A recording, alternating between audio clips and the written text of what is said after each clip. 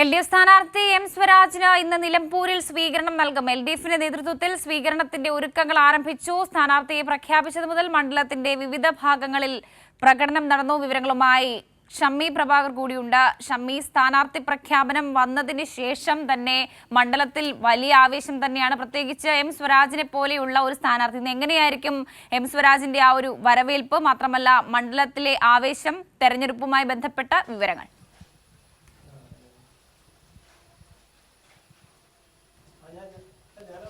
വർഷ, നിലമ്പൂരിന്റെ പ്രിയപുത്രൻ എം സ്വരാജ് ഇന്ന് 10 മണിയോടുകൂടി തന്നെ നിലമ്പൂർ റെയിൽവേ സ്റ്റേഷനിലേക്ക് എത്തും. അദ്ദേഹത്തെ സ്വീകരിക്കാൻ ഇവിടുത്തെ പാർട്ടി പ്രവർത്തകരും സാധാരണ അനുഭാവികളും അടക്കമുള്ള ഒരു വലിയ ജനക്കൂട്ടം നിലമ്പൂർ റെയിൽവേ സ്റ്റേഷനിലേക്ക് എത്തുമെന്ന കാര്യത്തിൽ സംശയമില്ല. അതിനുശേഷം ഇന്ന് തന്നെ അദ്ദേഹത്തിൻ്റെ റോഡ് ഷോ ആരംഭിക്കും എന്നുള്ളതാണ്. എല്ലാം വളരെ ചിട്ടയായി തന്നെ പ്ലാൻ ചെയ്ത് LDF തീരുമാനിച്ചിരിക്കുന്നു എന്നുള്ളതാണ്.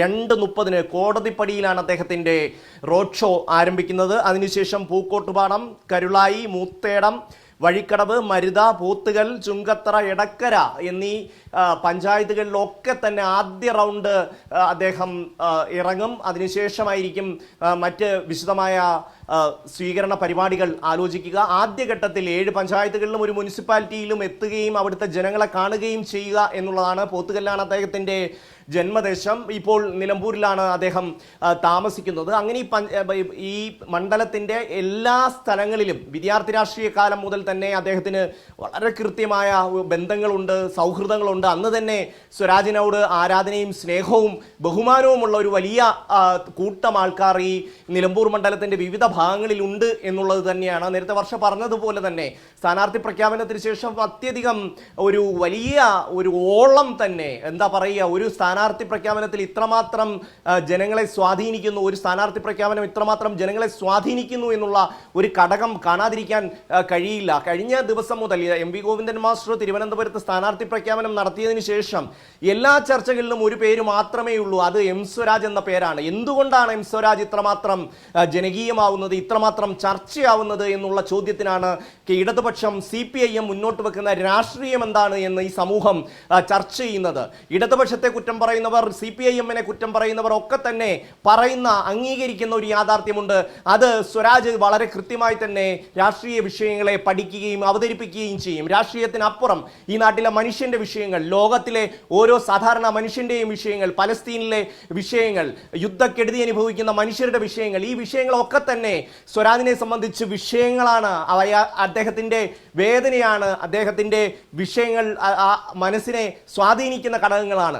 അപ്പോൾ സ്വാഭാവികമായും സ്വരാജ് എന്ന വ്യക്തി സ്ഥാനാർത്ഥിയായി നിലമ്പൂരിലേക്ക് എത്തുമ്പോൾ വലിയ തോതിൽ ജനങ്ങൾ അതിനെക്കുറിച്ച് ചർച്ച ചെയ്യും എന്നുള്ളതാണ്. നമുക്കറിയാം, UDF-മായി ബന്ധപ്പെട്ട പല കേന്ദ്രങ്ങളും ചോദിച്ചിരുന്നു, എന്തേ നിങ്ങൾക്കൊരു സ്ഥാനാർത്ഥി ഇല്ലാത്തത് നിലമ്പൂരിൽ എന്ന ചോദ്യം ഉയർത്തിയിരുന്നു. അയ്യോ, CPM ഓഫീസിന്റെ മുൻപിൽ കൂടി പോകരുതേ, അവർ പിടിച്ച് സ്ഥാനാർത്ഥിയാക്കി കളയും, അന്യസംസ്ഥാന തൊഴിലാളികളെ നിങ്ങൾ സൂക്ഷിക്കുക, അവിടെ CPM-ന്റെ ഓഫീസിന്റെ അടുത്തെങ്ങും പോകരുതേ, ചിലപ്പോൾ സ്ഥാനാർത്ഥിയാക്കി കളയും. അങ്ങനെ ആക്ഷേപിച്ചുകൊണ്ടിരുന്ന UDF-ന്റെ, യൂത്ത് കോൺഗ്രസിന്റെ നേതാക്കന്മാർക്ക് മുന്നിൽ ഇടതുപക്ഷം CPIM വളരെ കൃത്യമായ മറുപടി നൽകിയിരിക്കുന്നു. അതാണ് എം സ്വരാജ് എന്ന് പറയുന്ന രാഷ്ട്രീയ വ്യക്തിത്വം.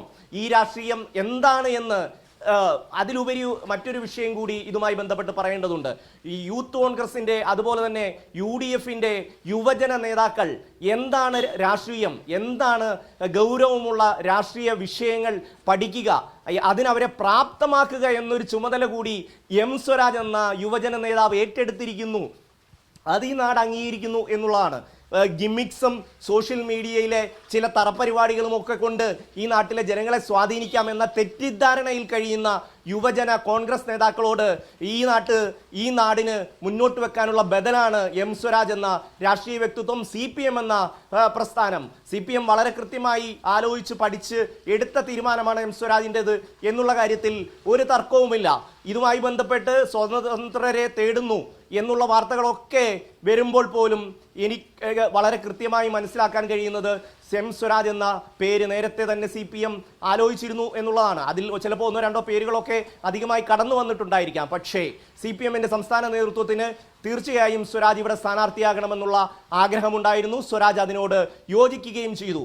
അങ്ങനെയാണ് ഈ ഒരു പേരിലേക്ക് എത്തുന്നത്. പക്ഷേ അത് കേരളത്തിൽ ഇത്രമാത്രം രാഷ്ട്രീയമായ ഒരു ചർച്ചയായി ഉയർന്നു വരും എന്നുള്ളതാണ്. ഇന്നലെ ഒരു ചാനലിൽ മുസ്ലിം ലീഗിൻ്റെ നേതാവ് ഷാഫി ചാലിയം സ്വരാജിനെ കുറിച്ച് സംസാരിക്കുന്നത് കേട്ടു.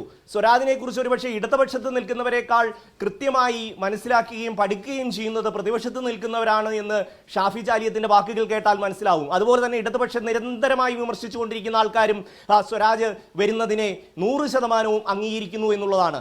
അതുകൊണ്ട് തന്നെ നിലമ്പൂരിലെ ജനങ്ങളെ സംബന്ധിച്ചിടത്തോളം അവർക്ക് കിട്ടാവുന്ന ഏറ്റവും മികച്ച സ്ഥാനാർത്ഥി കുഞ്ഞാലിയുടെ മണ്ണിൽ ഈ നാട്ടിലെ ഏറ്റവും അടിസ്ഥാന വർഗത്തിന് വേണ്ടി സ്വന്തം ജീവിതം ഹോമിച്ച കുഞ്ഞാലിയുടെ മണ്ണിൽ കുഞ്ഞാലിയുടെ പിന്മുറക്കാരനായ അരിവാൾ ചുറ്റിക നക്ഷത്രത്തിൽ എം സ്വരാജ് ഇവിടെ നിന്ന് ജയിച്ചു പോകുമെന്ന കാര്യത്തിൽ ഈ നാട്ടിലെ നിഷ്പക്ഷമതികളായ ആൾക്കാർക്ക് ഒരു സംശയവുമില്ല എന്നുള്ളത് തന്നെയാണ്.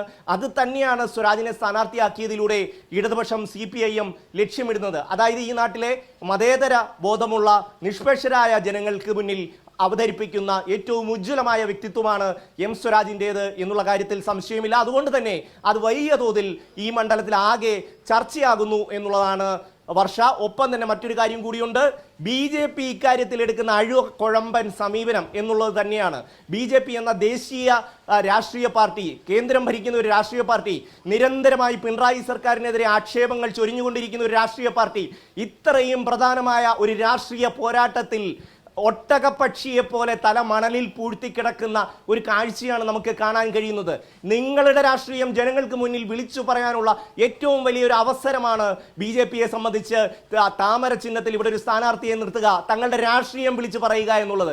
പക്ഷേ BJPയെ സംബന്ധിച്ചിടത്തോളം അവർക്ക് രാഷ്ട്രീയമില്ല. കേരളത്തിൽ അവർക്ക് ഒരു രാഷ്ട്രീയവുമില്ല. ഏതെങ്കിലും തരത്തിൽ വർഗീയമായി മനുഷ്യനെ ഭിന്നിപ്പിക്കുന്ന വാക്കുകൾ ഉപയോഗിച്ചുകൊണ്ട് ഇപ്പോൾ നമുക്കറിയാം വേടനുമായി ബന്ധപ്പെട്ടടക്കം BJP എടുത്തിട്ടുള്ള സമീപനം, സംഘപരിവാർ എടുത്തിട്ടുള്ള സമീപനം. അപ്പോൾ അവരുടെ ഉള്ളിലെ ആ ചാതുർവർണ്ണീയ ബോധത്തെ പ്രകടമാക്കുന്ന ചില ഘടകങ്ങളല്ലാതെ ഈ നാടിന്റെ രാഷ്ട്രീയത്തെ സംബന്ധിച്ച് അവർക്ക് ഒരാകുലതയുമില്ല. LDFന്റെ സർക്കാരിനെ കുറിച്ച് ഇന്ന പരാതികൾ ഉണ്ടെങ്കിൽ നിങ്ങൾക്ക് BJPക്ക് അത് ജനങ്ങൾക്ക് മുന്നിൽ വെക്കാനുള്ള അവസരമായിരുന്നു. പക്ഷേ ആ അവസരം അവർ ഉപയോഗിക്കുന്നില്ല, അവർ പിൻവലിയുകയാണ്. ഇതെന്ത് രാഷ്ട്രീയമാണ്? ഫേസ്ബുക്കിലും അതുപോലെ തന്നെ സോഷ്യൽ മീഡിയയിലും മാത്രം അഭിപ്രായങ്ങൾ പറയുക, അവരുടെ ഒരു ചട്ടക്കൂടിനുള്ളിൽ നിന്നുകൊണ്ട് പിണറായി വിജയനെയും ഈ സർക്കാരിനെയും അധിക്ഷേപിക്കുക. ഇത് മാത്രമല്ലാതെ എന്ത് ബദലാണ് BJPക്ക് നാടിന് മുന്നിൽ വെക്കാനുള്ളത് എന്ന ചോദ്യം ഏറ്റവും കൃത്യമായി ഉയർന്നു വരുന്ന സമയം കൂടിയാണ് നിലമ്പൂർ ഉപതെരഞ്ഞെടുപ്പ് എന്നുള്ളതാണ് എടുത്തു പറയേണ്ടത്. വർഷ, അതാണ് ഷമ്മി, നമ്മൾ ഈ നിലമ്പൂരിന്റെ ചരിത്രമൊക്കെ നോക്കുമ്പോൾ 1965 മണ്ഡല രൂപീകരണ സമയത്തൊക്കെ ഇടതിന് സ്വാധീനമുള്ളൊരു മണ്ഡലമായിരുന്നു. പിന്നീട് കോൺഗ്രസിന്റെ മണ്ഡലമാകുന്നുണ്ടെങ്കിലും 2016 PV അൻവർ ഇടത് സ്വതന്ത്രനായി നിന്നിട്ട് പോലും മികച്ച വിജയം നേടുന്നുണ്ട്. പക്ഷേ ഇവിടെ എം സ്വരാജിനെ പോലെ ഏറ്റവും ശക്തനായ ഒരു നേതാവ് അത് പാർട്ടി ചിഹ്നത്തിൽ മത്സരിക്കുമ്പോൾ അത് നിലമ്പൂരിൽ LDFന് ഒരു അനുകൂല ഘടകം കൂടിയാണ്.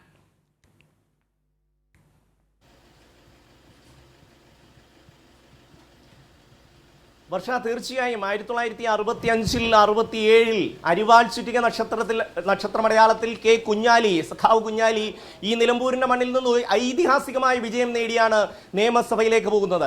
1969 അദ്ദേഹം MLA ആയിരിക്കുമ്പോഴാണ് അദ്ദേഹം അതിക്രൂരമായി കൊല ചെയ്യപ്പെടുന്നത്. ആ കേസിൽ 1-ാം പ്രതിയായിരുന്നു ആര്യാടൻ മുഹമ്മദ് എന്ന് പറയുന്ന കോൺഗ്രസ് നേതാവ്.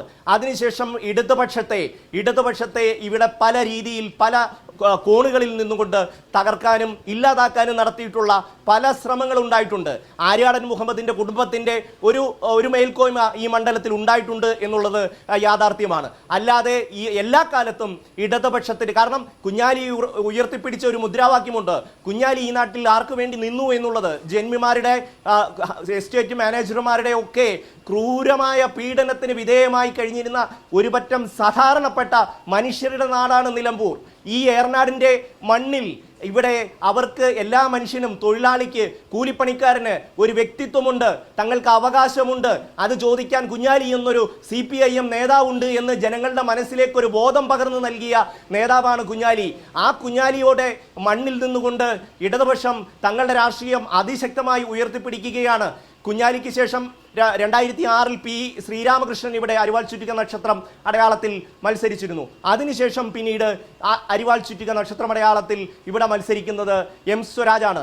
എം സ്വരാജിനെ സംബന്ധിച്ചിടത്തോളം ഈ മണ്ണിന്റെ മകനാണ്, ഈ നാട്ടിൽ ജനിച്ചു വളർന്നതാണ്. ഇവിടുത്തെ ഓരോ കടകളിലും ഓരോ പുസ്തകശാലകളിലും ഓരോ വായനശാലകളിലും കയറി ഇറങ്ങി പുസ്തകങ്ങളെടുത്ത് പഠിച്ച് വളർന്ന് തൻ്റെ അറിവിൻ്റെ ലോകം വിപുലമാക്കിയ നേതാവാണ്.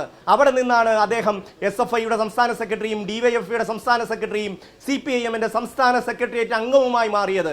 എപ്പോഴും അദ്ദേഹത്തിൻ്റെ കാൽ ഉറച്ചു നിൽക്കുന്നത് ഈ നിലമ്പൂരിലെ കുഞ്ഞാലിയുടെ മണ്ണിലാണ് എന്നുള്ളതാണ്. അതുകൊണ്ട് തന്നെ സ്വരാജ് ഈ നാട്ടിലെ സ്ഥാനാർത്ഥിയായി വരുമ്പോൾ ഈ നാടിന് അതിനോടൊരു വൈകാരികമായ പ്രതികരണമുണ്ട്. കാരണം സ്വരാജ് ഈ നാടിൻ്റെ വിഷയത്തിൽ, ഈ ലോകത്തിൻ്റെ വിഷയങ്ങളിൽ, ഇപ്പോൾ നമുക്കറിയാം യുദ്ധവുമായി ബന്ധപ്പെട്ട് സ്വരാജ് ഒരു പ്രസ്താവന, ഒരു ഫേസ്ബുക്ക് പോസ്റ്റ് ഇട്ടപ്പോൾ അദ്ദേഹത്തെ രാജ്യദ്രോഹിയായി ചിത്രീകരിച്ചുകൊണ്ടാണ് പല ആൾക്കാരും രംഗത്ത് വന്നത്. പക്ഷേ മനസ്സിലാക്കുന്നവർക്കറിയാം, ഓരോ യുദ്ധവും ഈ നാടുകൾക്കെല്ലാം സമ്മാനിച്ചിട്ടുള്ളത് കെടുതികൾ മാത്രമാണ്. അതിൻ്റെ ഏറ്റവും വലിയ ഇരകൾ ആ നാട്ടിലെ കുഞ്ഞുങ്ങളും സ്ത്രീകളുമാണ്.